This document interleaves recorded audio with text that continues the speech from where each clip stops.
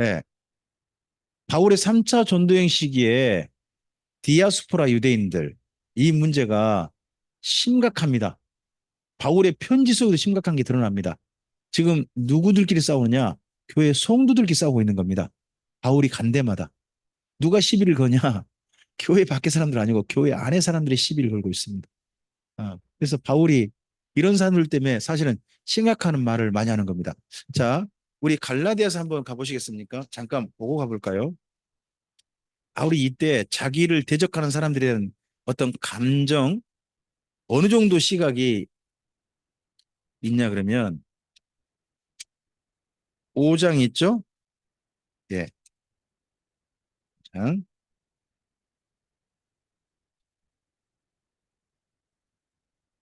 5장에 가보시면 거기 육체 이름 분명하니라는 표현이 나옵니다. 19절.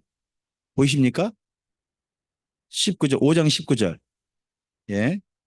거기서부터 갈라디아서 5장 19절부터 21절을 읽어보시기 바랍니다.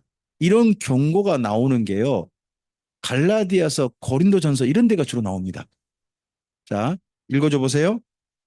육체 이름 분명하니 곧 음행과 더러운 것과 호색과 우상숭배와 주술과 원수 맺는 것과 분쟁과 시기와 분냄과 당짓는 것과 분열함과 이단과 투기와 술취함과 방탕함과 또 그와 같은 것들이라. 전에 너희에게 경계한 것과 같이 경계하노니 이런 일을 행하는 자들은 하나님의 나라를 유업으로 받지. 자, 여기 전에 너희에게 경계했다 그러죠. 그럼 누구에게 경계한 거예요? 교회에게. 여기 갈라디아 교회에게 그전에도 경고했대요. 근데 이번에 편지 쓸 때 다시 한번 경고하고 있는 거죠. 지금 바울이 바울을 대적하는 상대편 사람들을 보고 바울이 지금 뭘 느끼고 있는 거예요? 이런 하나님의 나라를 유업으로 받지 못한 사람과 같은 종류다. 이렇게 지금 느끼고 있다는 게 좀 살짝 보여요. 자, 고린도 전서를 가보세요. 제가 말씀드렸는데 그 이권 갈등이 있죠. 이권 갈등하는 교회 성도들이 이권 갈등하는 거 보고 이거 참 성도 그러면 안 된다 하면서 심각한 그런 경고를 한다니까요. 거기 6장 1절 봐보세요. 너희 중에 누가 다른 이와 더불어 다툼이 있는데 구태여 불의한 자들 앞에서 고발하고 성도 앞에서는 하지 아니하느냐 이렇게 하죠. 그러니까 서로 불의하게 서로 다투고 싸우는 걸 배임하라고 하는 그곳에 가가지고 이권 다툼하고 있다는 거예요. 이 문제 때문에요. 바울이 경고합니다. 자, 거기 8절부터 보세요. 너희는 불의를 행하고 속이는구나. 그는 너희 형제로다. 계속요. 불의한 자가 하나님의 나라를 유업으로 받지 못할 줄을 알지 못하느냐. 미혹을 받지 말라. 음행하는 자나 우상 숭배하는 자나 간음하는 자나 탐색하는 자나 남색하는 자나 도적이나 탐욕을 부리는 자나 술 취하는 자나 모욕하는 자나 속여 빼앗는 자들은 하나님의 나라를, 제가 여기다가 이런 말을 붙여볼까요? 교회에 다닌다 할지라도. 이 말이잖아요, 지금요. 결코 싸우지 마라. 이익 때문에 다투고 그러지 마라. 그거 지옥 갈 짓거리다. 이렇게 지금 쓰고 있어요. 이런 이야기가 지금 고린도전서, 갈라디아서 이쪽에 주로 많이 나와요. 이때 바울이 교회들을 얼마나 염려하고 있고, 제가 이렇게 보면 이렇게, 저는 이런 생각이 들었어요. 바울이 지금 갈라디아, 고린도 교회에 지금 누가 교회를 지금 유린하고 있다. 악령이. 갈라디아 교회도 그러고 여기 고린도 교회도 그러고 악령이 횡행하고 있다. 그렇게 판단한 게 아니냐. 그렇게 의심하고 있는 게 아니냐라고 보인다는 거죠. 자, 앞을 봐보세요. 이때 바울의 3차 전도행 시기에 이런 디아스포라 유대인들 사이에 문제를 봅시다. 첫째, 유대교가 핍박하고 있죠. 이들을. 유대교가. 옆에 읽어볼까요? 바리새파와 대립할까 공존할까. 자, 바리새파하고 회당하고 공존하자는 사람들이 누굴까요? 할레파. 할레파. 하지만 바리새파 회당하고 결코 공존해서는 안 된다. 우리는 이미 강 건너버렸다. 하는 사람들이 누굴까요? 바울파. 그 다음 두 번째입니다. 이방인 구원입니다. 읽어주실까요? 어떻게 이방인 구원 받는데? 이 문제가 지금 계속해서 문제가 되고 있습니다. 그 다음 하당입니다. 할레파와 바울파로 갈등하고 있습니다. 그리고 생활은요, 양극화입니다. 읽어주세요. 가난한 믿는 유대인 공동체에서 부자는 어떻게 되는가? 부자는 어떤 행보를 취해야 되는가? 하는 문제가요. 마태복음에도 나오고 야고보서도 나옵니다. 되게 밉상인 사람들이 부자로서 예수님 믿은 사람들이었단 모양입니다. 그런 사람 제법 있었던 모양이에요. 그래서 그런 사람에 대한 좀 경고 같은 내용이 좀 들어있습니다. 그 다음요. 출교와 그 후를 이야기합니다. 해당 출교가 굉장히 두려워요. 그러나 그 후에는요. 가만 안 놔둬요. 유대인들은 어디까지 괴롭히죠? 바울을 그 루스드라 더비 때려 죽인 사람들 있잖아요. 그 사람들 어디서부터 온 사람이에요? 비시디아 안디옥에서부터 온 사람들이에요. 거기서부터 온 사람이면 얼마나 어느 쪽으로 갔을까요? 어느 정도 거리를. 우리나라 같으면. 제가 정확히 재보지 않았습니다만 그게 아무리 봐도 대전 정도의 수산까지 간 것 같거든요. 아니 대전에 사신 분이 자기 진짜 미운 사람 부산 갔어요. 그러면 잘 가세요 하겠어요. 가서 때려 죽이겠어요. 우리나라는 우리라면 다시는 오지 마시오 이런 정도 하겠잖아요. 근데 유대인은 어떻게 한다고요? 가서 때려 죽이고 온다니까요. 이게 유대인이에요. 아니 에베소에서 아시아에서요 바울을 괴롭혔어요. 바울을 얼마나 괴롭혔는지 몰라요. 근데 또 어디서 괴롭히고 자빠졌어요? 아 자빠졌어요? 어디서요? 예루살렘에서요. 또 바울을 오해해가지고 바울을 갖다가 저놈이 어떤 놈인지 아요? 해가지고 때려 죽일 놈이요. 이방인을 갖다가 성전에 들여놔서 들은 적이 없는데 이런 소리가 바울을 죽이려고 해가지고 사도행전 21장 가보면 바울이 죽을 뻔하잖아요. 맞아가지고 그걸 주도했던 사람이 누구 어디 사람들이에요? 아시아 쪽 그쪽 유대인들 아니에요. 그러니까 유대인들 한번 마음에 뭐가 맺히면 안 푸는 거죠. 여쭤보겠습니다. 여러분은 마음에 맺히면 풉니까? 끝까지 가져갑니까?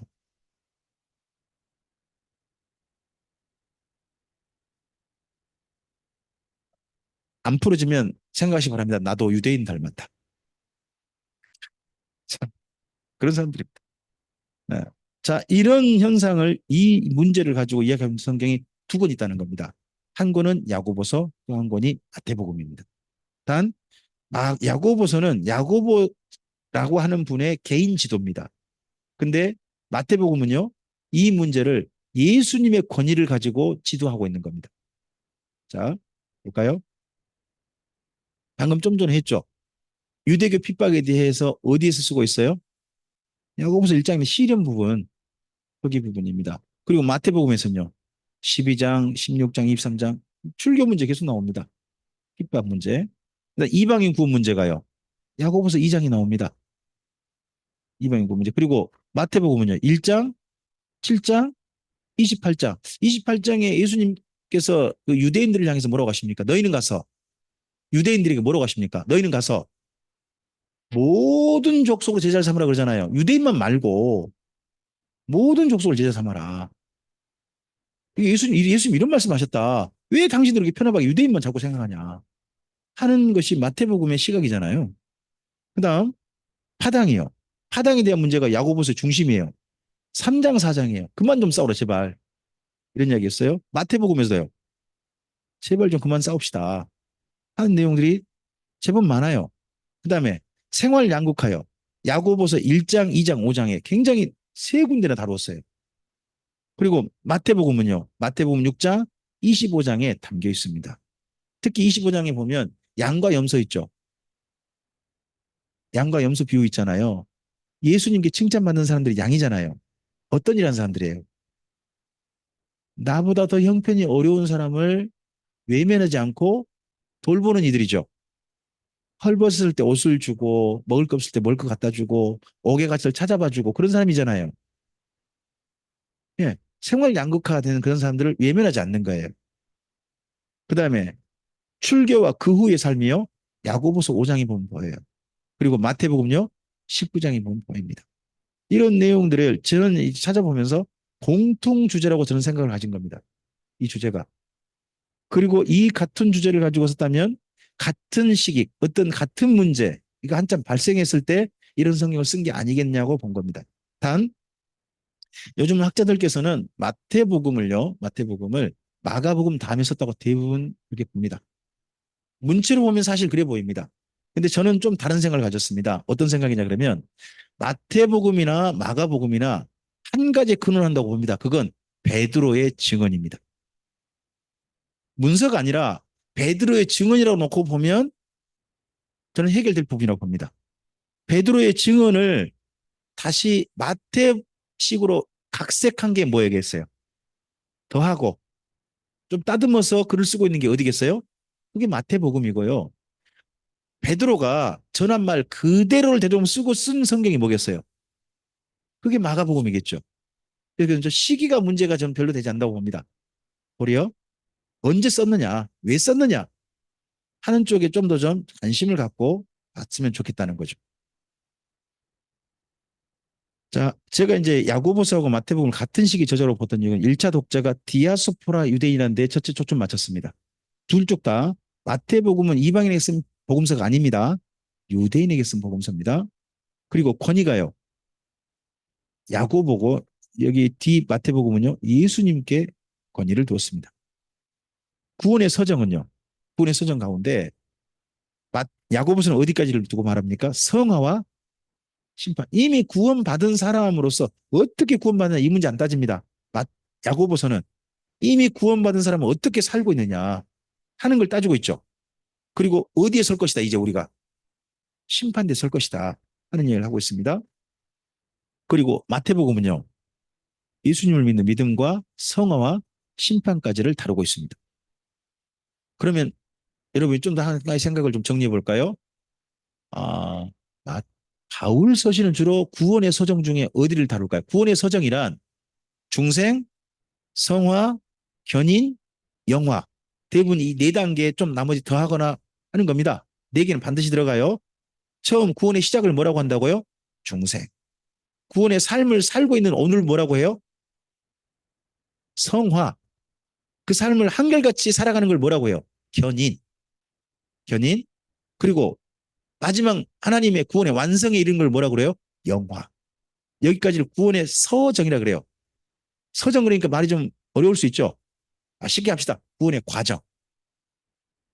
뭐 이렇게 할 수도 있잖아요. 근데 그걸 서정이라 한 거예요. 그런 가운데서 바울 서신은 주로 중생, 성화, 견인, 영화 중에서 주로 어느 쪽을 많이 다룰까요? 바울 서신은. 바울 서신은 주로 중생 부분에 집중하고 있습니다. 왜요? 이방인들이 어떻게 구원받냐는 문제를 가지고 자꾸 시비를 걸거든요. 이방인들 구원 문제. 그러니까 중생 부분을 굉장히 강조할 수밖에 없습니다. 그리고 중생 부분만 다루면 안 되니 그다음 실전편 하죠. 실전편이 뭐겠어요? 성화. 그래서 중생과 성화를 주로 다루고 있는 사람이 누구? 바울 서신의 특징이에요. 그리고 성화부터 이제 영화, 언젠가 하나님을 서게 될 거, 이걸 다루고 있는 성경이 야고보서하고 마태복음이라는 거. 그런 부분을. 그다음에 구약 배경입니다. 야고보서는 주로 잠언을 담아 있습니다. 글 형식이. 특히 잠언 전반부 아들들아 아들들아 이런 표현이 있잖아요. 그런 것처럼 형제들아 형제들아 하면서 한 챕터 한 챕터씩 끌고 가는 게 보입니다. 그리고 마태복음은 어디라고요? 잠언 후반부가 상당히 닮아 있습니다. 그리고 마태복음에 진짜 닮아 있는 저작이 있다면 저는 사무엘 하사라고 생각합니다. 사무엘 하사가 다이당 이야기죠. 다이당 이야기 아닙니까? 다이당 이야기를 사무엘에서는 어떻게 정리합니까? 다윗이 왕에 대해서 죽을 때까지 이야기입니다. 처음부터 계속 보면 그렇게 돼요. 근데 중간 이야기를 어떻게 배열해요? 시간순으로 배열하지 않아요. 주제별로 배열합니다. 자, 마태복음이 어떤 식으로 예수님 이야기를 배열하죠? 예수님의 탄생. 그 다음에 끝을 뭘로 해요? 부활이죠. 중간을 어떻게 배열해요? 시간 순서로? 아니요. 내용별로. 이렇게 배열하잖아요. 그럼 어느 성경 닮아 있는 거예요? 다윗의 후손인 예수님이잖아요. 사무엘 하서를 열심히 읽었던 다윗 이야기 읽었던 사람들은 익숙하게 와닿는 거죠. 그 스토리 구성이. 어디가? 마태복음이. 네, 그런 부분이 있다는 겁니다. 그다음에 바울과 이 야고보와 마태복음을 쓴 사도들의 관계를 좀 봅시다. 자, 바울에 대해서요. 바울과 야고보 사이는 어떤 사이일까요? 바울은 야고보에게 보고하는 사람입니다. 보고를 받는 분이 누구예요? 야곱이 누가 위에 있습니까? 예. 우리는 다 바울이 최고인 줄 아는데 바울도 보고하는 사람입니다. 최고는 그 당시에 최고 권위 가진 믿는 유대인은 네. 12사도도 아니고 야고보였습니다. 사실 이런 부분이 좀 있습니다. 그리고 마태복음에서는 바울을 어떻게 옹호해 주느냐? 저는 나중된 자라고 생각합니다. 나중된 자. 먼저 된 자도 있지만 나중된 자가 우선된다. 하지 않습니까? 자, 똑같이 복음을 듣고 출발했습니다. 사도들도 출발했고 바리새인들 믿는 바리새인들 출발했지 않습니까? 근데 그 당시에 진짜 두각을 나타낸 사람은 누굽니까? 맨 후발주자. 바울이 최고 스타로 지금 드러났지 않습니까? 그를 시기해야 됩니까? 인정해줘야 됩니까? 인정해주지 않은 이야기가 저는 이 이야기로 생각합니다. 나중된 자가 먼저 되고 먼저 된 자가 나중된다. 누구를 인정해줘라? 바울을 인정해줘라. 하는 쪽 이야기로 저는 생각을 가지고 있습니다. 자, 야고보서입니다. 야고보서는 참 믿음의 실천이라고 우리가 정리를 할 수 있겠는데 밑에 읽으실까요? 오해와 갈등을 벗어나서 예수님의 첫 열매로서 참된 믿음의 삶을 살자고 쓴 편지입니다. 참된 믿음의 삶을 살자. 이제는 믿습니다가 아니라 믿음의 삶을 살자. 내용이 살짝 달라요. 예수님을 믿자라는 이야기 아니라 뭐라고요? 믿음의 삶을 살자 하는 이야기입니다. 자, 야고보서에 말하는 참 믿음을 노 목사님께서 정리하신 내용이죠. 제가 그걸 조금 이렇게 다시 한번 정리해 봤습니다. 첫째요, 시험과 시련을 이기는 참 믿음이고요. 그리고요, 인내로, 인내가 뭐예요? 인내는 쓰고 열매를 달다 할 때 그 인내가 뭐예요? 단순히 참는 게 아니에요. 성경에서 말하는 인내는요, 히포모네라는 단어거든요. 히포모네라는 말은요, 길을 한결같이 가다예요. 그리고 확실한 데서 다시는 흔들리지 않다예요. 어디 단어하고 비슷하냐 그러면 시편 1편에 복 있는다 할 때 그 복, 에셀이라는 단어 있죠. 그 단어를 가져온 헬라어로 보여요. 저는. 그러니까 인내라는 단어가 있잖아요. 시편 1편에 복이요, 복. 에셀은. 제게 보기엔 그렇게 보여요. 구약 성경에 임마누엘 있잖아요. 임마누엘. 그걸 헬라어로 번역해 봐요.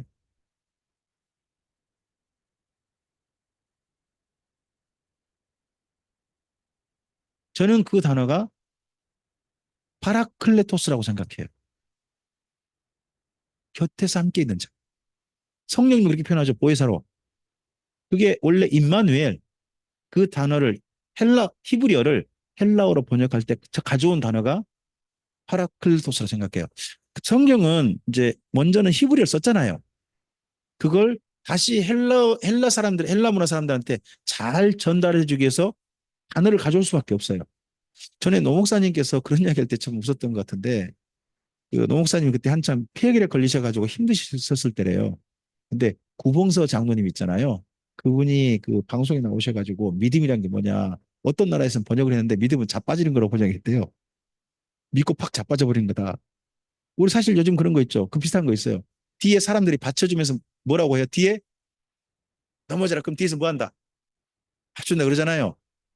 자빠진다. 그러면 뭐 하면 되겠어요? 믿는 게 자빠진다 그러니까 노 목사님 그때 그 이야기 맞나? 들어눕다 그러니까 들어눕다. 그러니까 나도 저도 뭐 하겠습니다. 주여 들어눕겠나이다 하고 그때 폐결이 한참 걸리기 힘드셨을 때 그때 그렇게 기도하고 가셨다는 이야기를 제가 듣던 게 있습니다. 번역이죠, 번역. 믿음이라는 단어를 그렇게 들어눕다라고 번역하니까 그런 번역이 있는 것처럼 히브리어를 헬라어로 번역하는 그런 게 있는데 그중에 히포모네가 있다는 겁니다. 히포모네. 혹시 어, 뱀처럼 지혜롭고 비둘기같이 순결하는 말씀 기억나시나요? 뱀처럼 지혜롭고는 단어가 원래는요 신중하답니다. 지혜롭다는 게 뭐라고요? 그 늑대 이리 속에 들어갔는데 그 속에서 어떻게 행동한 게 지혜로운 거예요? 양이 늑대굴에 들어갔다니까요. 내가 너희를 늑대굴에 양을 늑대굴에 보낸 거 똑같다. 너희는 그 속에서 어떻게 행동해라? 뱀처럼 지혜롭고 비둘기같이 순결하라 그러시잖아요. 이 말을 갖다 오해해가지고 뱀처럼 지루하니까 뱀이 사탄이다. 그러니까 세상에서 누구지를 사용해도 괜찮다. 사탄처럼 살아도 괜찮다. 이렇게 생각하는 사람이 있는데 어, 생각하는 사람 여러분 아니시죠? 신천지에서 대부분 그렇게 해석을 해요. 그런 게 아니고 본래는 신중하다예요. 이 일들 속에서 우리가 양 같은 존재니까 행동을 어떻게 해야 돼요? 신중하게 하는 게 지혜로운 거는 거죠. 이제 이런 번역들이 있지 않습니까? 원래 이제 단어라든지 그런 거 좀 찾아서 좀 봤으면 좋겠습니다. 방금 인내란 단어가 나와서 히포문의 단어가 나와서 말씀드렸습니다. 자, 그다음 밑에입니다. 노란색 밑에요. 선한 열매가 가득하고요. 그리고요. 편벽과 편벽이 뭐죠? 한쪽으로 치우치는 겁니다. 사람이 치우치는 거. 그리고요. 세상과 겉하지 않는 거. 그리고요. 사랑과 경외 있는 겁니다. 근데 이 모든 건 이 단어로 이 표현으로 저는 모여진다고 생각합니다. 읽어주세요. 믿음을 오해하지 않고 사랑으로 행하는 그게 참 믿음이란 거죠. 야고보서 특징을 저는 이렇게 좀 정리해봤습니다. 1번 제목 읽어줘 보실까요? 네, 핍박이 있고요. 두 번째요. 교리 오해가 있어요. 바울 서신을 받고 사람들이 이 유대인들이 이상하게 오해를 하는 거예요. 내가 예수님 믿기만 하면 구원이 있단다. 그럼 난 더 이상 뭐 아무것도 안 해도 되네? 이런 이상 구원파 같은 사람이 나타났다는 거죠. 그래서 그거에 대해서 교정할 필요가 있는 거죠.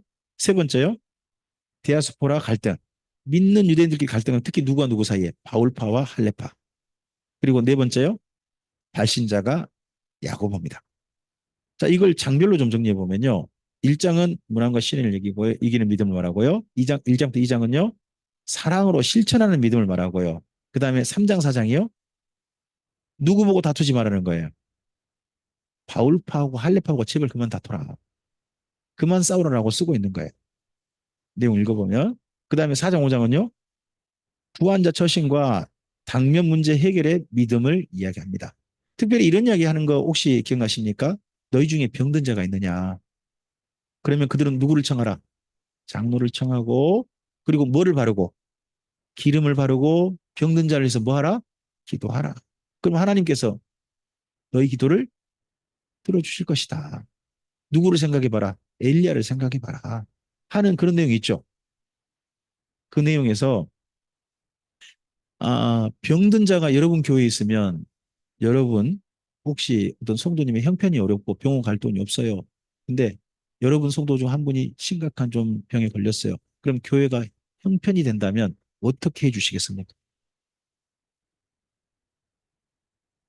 병원에 보낼 거 아니겠습니까? 병원에. 그런데 여기 지금 이 공동체는 병원 보낼 돈이 없는 거예요. 없으니까 장로들 불러가지고 뭐 할 수밖에 없어요? 하나님이 도우신 거 기도할 수밖에 없어요. 치료 방법이 뭐예요?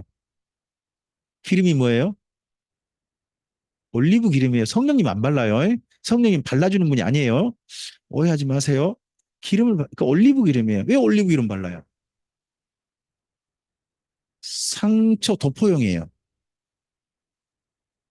그 에루살렘 떠나서 여리고 가다가 크게 상한 그 사람 기억나시죠? 강도 만난 사람. 그 사람에게 사마리아인이 만나가지고 어떻게 치료해 줬죠? 첫째, 먼저 포도주를 부었죠. 그리고 뭘 발라줬어요? 그게 뭐죠? 포도주 발라준 건요. 소독이요, 소독. 그리고 기름 발라준 건요. 상처 났잖아요. 외부에서 세균 감염을 막아주는 도포용이에요. 그러면 여기 야고보서 5장에서 병든 자는 어떤 사람이에요? 몸에 상처가 난 사람이에요. 그 상처가 무슨 상처일까요? 충분히 짐작이 돼요. 출교 당할 때 40에 하나 감염매를 맞은 사람이에요. 근데 치료할 돈이 없어요. 집에서 끙끙 앓고 있어요. 뿐만 아니라 그 공동체 장로님들도 돈이 없어요. 그럼 누구의 도움을 구할 수밖에 없어요? 하나님의 도우심. 근데 자기들로 최선을 다해야 되잖아요. 그러니까 방법이 뭐예요? 최선 난 방법이 뭐예요? 겁나지 말라고 올리기름 발라주면서 그거라도 하면서 하나님 도우심을 구하는 게 거기에요. 그 내용을 거기 형편에 맞게 그렇게 읽으셔야지 우리식으로 이상하게 쭉 그냥 기름 발랐다 그러면 또 누굴 당장 데려와요? 성령님 발라버렸다. 성령님 발라지는 분이 아니세요. 죄송합니다. 하여튼 그런 식으로 생각을 해가지고 한단 말이죠. 좀 곤란한 부분이 있어요. 여러분, 기름 부음 이 단어를 요즘 많이 쓰시죠? 예. 기름 부음이 성경에 있어요. 어떨 때 기름 부음이죠? 예, 임직이에요, 임직. 임직. 그러면 여러분은 기름 부음 받았어요, 안 받았어요? 저도 받았어요, 하나님께. 뭘로 받았죠? 너희는 왕 같은 제사장이요. 거룩한 나라요. 하시잖아요. 우리가 이미 모든 사람이 제사장이래요. 그럼 성령님이 우리 안에 오시면서 우리가 뭘 받은 거예요? 기름 부음? 기름 부음 받단 말은 우리가 임직을 했다는 뜻이에요. 이미 직임을 가졌다는 뜻이에요. 모든 사람은 직임을 가진 사람들이 돼요. 하나님의 제사장과 나라로서. 그런 의미지 우리 안에 성령이 오셨다는 의미는 아니에요. 사실은. 여기 의미는 성령님이 임재하시면서 우리한테 따로 직임을 주시는 그걸 표현한 거죠. 여기 기름 부음 받았다는 말을 영어로 해봐요. 기름 부음. 어노인팅이라고 그러죠. 어노인팅. 어노인팅 집회 여러분 많이 생각나시죠? 주로 어디가 떠오르세요? 어노인팅 집회 그러면. 찬양 집회, 더 하는 그런 집회가 떠오르지 않으세요? 지금 뭔가 잘못 쓰고 있는 거죠. 성경의 본래 쓴 내용을. 네. 자, 그 다음 마태복음입니다. 마태복음은요, 큰 제목 옆에 읽어주세요. 유대인에게 전하는 예수님 이야기입니다. 밑에 읽어주세요. 가버나움의 세리였던 마태가 예수님의 제자로 부름받아 유대인의 왕으로 오신 예수님 이야기를 유대인들에게 유대인이 익숙한 화법으로 증언합니다. 좀 내용을 좀 자세히 좀 볼게요. 자, 1번 읽어주세요. 예, 사복음서 중에 예수님 말씀을 가장 많이 기록한 성경입니다. 그다음에 두 번째요. 기독교 최고의 윤리인 산상순이 기록됐습니다. 세 번째요. 천시받던 세리인 마태가 기록을 했습니다. 네 번째입니다. 주제별로 기록했습니다. 예? 시간 순서가 아니라 내용별로 기록했다는 거죠. 저는 이걸 어디 닮았다고 표현했냐 그러면 사무엘 하서 닮았다라고 표현했습니다. 근데 제가 노 목사님께 배우기는 마태가 세리잖아요. 세리는 주로 어떻게 모든 것들을 정리해요?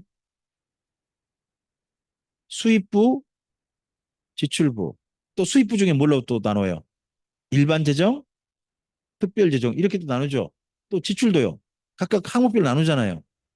그러니까 마태도 내용을 어떻게 구성했다. 주제별로 구성하는 게 이분도 익숙했다. 그쪽도 상당히 좀 공감합니다. 근데 저는 이제 성경을 읽어보면서 사무엘 하서하고 마태복음 글 구성이 비슷한 궤가 있다 하는 쪽으로 말씀드렸고, 그리고 또 잠언 후반부 있죠. 마샬. 이쪽이 키아즈 명식으로 마태복음이 또 구성이 되어 있거든요. 그런 부분이 있다라고 말씀드렸습니다. 5번입니다. 구약에 성자신 예수님을 말하려고 가끔은 무리해 보이는 성경 인용이 있다는 겁니다. 무리해 보이는. 그 다음요. 열심당이라는 사람은 어떤 사람이죠? 세리 같은 사람이 있으면 죽이는 사람입니다. 그러니까 쉽게 말하면 이런 겁니다. 친일파 대 독립군인 겁니다. 근데 두 사람을 예수님이 어떻게 하셨습니까? 짝꿍으로 해놨습니다. 예수님이 되게 짓궂으세요. 아니, 친일파하고 독립군을 짝꿍으로 해놓다니 이게 말이 됩니까? 예수님이 그렇게 하셨어요. 이 두 사람이 짝꿍이에요. 둘이 말을 할까요, 못 할까요? 말을 도저히 소리 못 하죠. 그죠? 만약에 마태가 말하려면 누가 눈을 부라릴까요? 저 친일파가. 막 이럴 거 아니에요. 그래서 두 사람이 말이 없어요. 그 다음에요. 야고보가 둘이 있어요. 큰 야고보, 작은 야고보로 표현해요. 근데 그 중에 한 사람 세베대 야고보 있죠. 그런데 다른 야고보 있어요. 그 사람이 알페오의 아들 야고보 있습니다.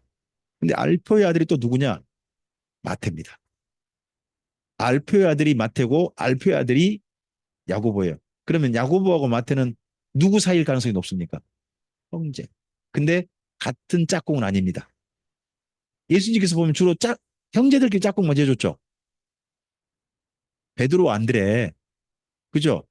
또 야고보, 요한 짝꿍 해줬잖아요. 근데 이 야고보와 알표의 아들 야고보와 마태는 짝꿍이 아닙니다. 누가 싫어했을까요? 선생님, 저는 절대 짝꿍 못합니다. 누가 말했을까요? 가서 물어봐야죠. 자, 이걸 한번 내용별로 정리해 봅시다. 첫째, 마태복음의 특징입니다. 뭐라고요? 토론. 질문과 답변이 있다는 겁니다. 그래서 마태복음 읽으실 때 꼭 밑줄 그으셔야 할, 저는 마태복음 어디를 밑줄 그으라고 그러시느냐 말씀드리냐면 질문입니다. 질문 나오면 밑줄 그으시라. 그리고 두 번째 무슨 구조라고요? 비교, 키아즘이라고 합니다. 비교 대조 형식이 있습니다. 그 다음에 족보가요. 메시아 족보를 말합니다. 근데 여기 잘 보면 마태복음 1장 1절에 우리 성경이 이렇게 번역돼 있죠. 아브라함과 다윗의 자손 예수님의 족보 이렇게 나오지 않습니까? 근데 본래 단어는 다윗이 우선이랍니다. 다윗과 아브라함이 우선 다윗의 예수님의 족보 이렇게 나오는 겁니다. 누구를 우선했다는 거예요? 다윗의 우선. 여기에 있습니다. 그다음에 네 번째요. 성취를 말합니다. 성경과 구약 성경과 예수님의 행적을 비교합니다. 이렇게 합니다. 제가 이 말씀 드렸던 것 같습니다. 나사렛 말씀드리지 않았습니까? 나사렛 사람이라 하리라. 이게 사실 구약 성경에 없다는 겁니다. 근데 무슨 말은 있어요? 이세의 줄기. 이런 표현이 있다는 겁니다. 그 줄기가 뭐라고요? 나사렛. 그러다 보니까 나사렛 사람이라 하리라 하는 걸 그런 찾아오는 겁니다. 끌고 와서 이야기하는 거죠. 그다음에 다섯 번째입니다. 비교합니다. 예수님하고 유대교를 비교합니다. 아, 방금 줄기, 나사렛 이것 때문에 조금 제가 생각나는 거 있는데 잠깐 제가 딴소리 좀 해도 됩니까? 음. 이단들의 재밌는 이야기를 좀 해보겠습니다. 이단 중에 소사라고 하는 곳에다가 본부를 둔 이단이 있습니다. 소사. 거기가 영생교입니다. 교주가 죽었어요. 지금은 죽었어요. 거기에 부천 있는데 소사랍니다. 소사. 소사가 한자가 어떻게 될까요? 힐소의 모래사랍니다. 자, 흰 모래는 돌입니까? 아닙니까? 흰 모래는 돌이에요? 아니에요? 모래도 돌이라는 겁니다. 이긴 자에게 뭘 준다고요? 흰 돌을 준다. 그러니까 하나님께서 영생교에게 어디를 줬다? 소사를 주었다. 예? 자, 그리고 하나 더 붙입니다. 그 교주가 이렇게 설교를 했습니다. 언젠가 하늘이 무너질 날이 있다. 그때 어디에 있으면 그때 생존할 수 있을까요? 하늘이 무너져도 솟아날 구멍 거기에 있으면 산다. 제가 그 설교를 직접 영상으로 보면서 엄청 웃었습니다. 이야, 그렇게 가는구나. 아, 대단하더라고요. 대단하더라고요. 자, 여러분, 예수님께서 새벽별이시죠. 지저스 크라이스트 모닝스타죠. 모닝스타 아닙니까? 이걸 세 단어만 줄여봐요. JMS가 됩니다. 누가 떠오르십니까? 정명석. 우리나라 이단들 머리 되게 좋습니다. 아, 이게 참 마태가 상당히 조금 좀 영향을 준 것 같습니다. 아, 자, 여섯 번째입니다. 교정. 지금 뭔가 성도들이 잘못 살고 있는 부분이 있으니까 그 부분을 교정하고자 하는 그런 시도가 보입니다. 그리고 일곱 번째 뭐라고요? 누가 이단이에요? 바리새파. 바리새파와 결코 함께할 생각하지 마라. 바리새파는 뭐다? 이단이다. 이단이란 말을 하자고 이렇게 표현합니다. 화 있을진저. 그 다음에 여덟 번째입니다. 경고합니다. 뭐를요? 형제를 실족하게 하면 어떻게 될 줄 알아라? 무엇에 던질 줄 알아? 누구에 대한 경고겠습니까? 저는 바리새파가 특히 할례파가 떠올랐습니다. 서로 간에 형제들 간에 실족하게 좀 하지 마라. 실질적 그냥 문제였다는 거죠. 그 다음 아홉 번째입니다. 인정하면 누구를요? 나중된 자. 아까 말씀드렸습니다. 그리고 열 번째 사명이 뭐라고요? 모든 족속에게 이 제발 유대인만 하지 마라.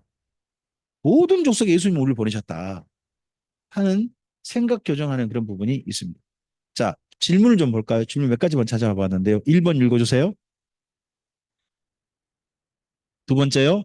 오실 그이가 당신이 오니까. 세 번째요. 너희는 나를 누구라 하느냐? 네 번째입니다. 내가 무슨 권위로 이런 일을 하느냐? 다섯 번째요. 내가 하나님의 아들 그리스도냐? 여섯 번째. 내가 유대인의 왕이냐?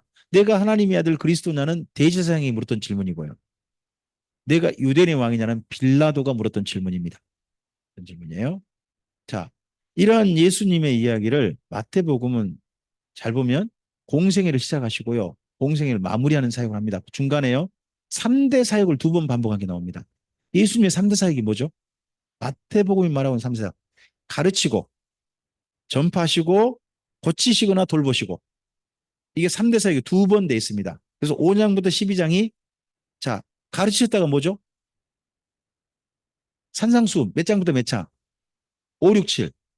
그 다음에 복음 전파가 뭐예요? 제자 파송. 그리고 너희는 나를 아니 당신이 오실 그이니까 다른 일을 기다리리까 할 때 예수님께서 마지막 했던 답변이 뭐예요? 무리들에게 수고하고 무거운 짐진 자를 다 내게로 오라. 누구를 전도하고 계세요? 예수님 전도하고 계시잖아요. 전파하는 거고 그리고 고치셔요. 병든 자들을. 병든 자 고친 내용이 한꺼번에 들어있죠. 들어있는 그런 내용이 있습니다. 그래서 3대 사역이 이때 있고 뒤에 또 있습니다. 또 뒤에도 돌보는 사역 가운데 뒷부분에 가면 뭐가 있냐 그러면 오병이어 칠병이어 있습니다. 가난한 사람들 돌보시는 그들 불쌍해신 내용도 뒤에 들어있는 거죠. 마태복음의 천국 비유는 11개가 있습니다. 이건 넘어갑시다. 천국 비유는 뭘 보시면 된다고요? 한 가지만 합시다. 천국 비유. 좋은 씨를 제밭에 뿌린 사람이 천국입니다. 사람. 그다음에 겨자씨 한 알이 천국입니다.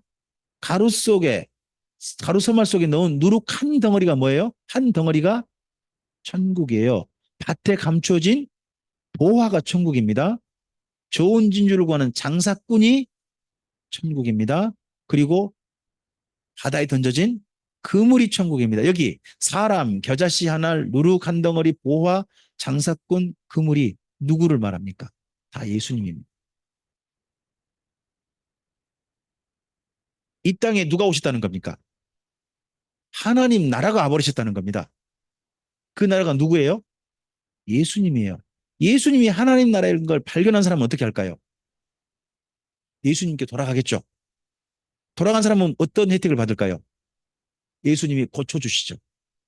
그의 죄를 사해 주시고 그로 하여금 어떤 삶을 살 수 있도록 도우세요. 하나님의 나라로 살도록 도와주시죠. 이게 천국 비유의 마태복음 천국 비유의 가장 간결한 해석 원리입니다. 마태복음의 종말론은요. 24장, 25장 두 장이 걸쳐 있습니다. 24, 25장.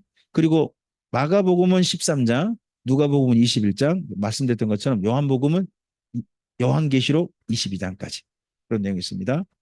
그런 가운데 마태복음 24장은요. 세상의 심판을 말합니다. 세상의 심판. 그리고 마태복음 25장은요. 교회의 심판을 말합니다. 두 심판을 다 말하고 있다 하는 것에 대해서 정리해서 읽어보시면 됩니다. 그래서 특히 우리가 관심 있게 봐야 될 건 마태복음 25장입니다. 여기 열처녀 비유 있죠. 열처녀는 10명의 신부입니까? 누굽니까? 제가 예전에 10명의 신부라는 그렇게 배워가지고요.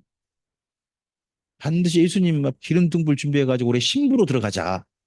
이런 설교 많이 들었거든요. 혹시 그렇게 들어보신 분 계신가요?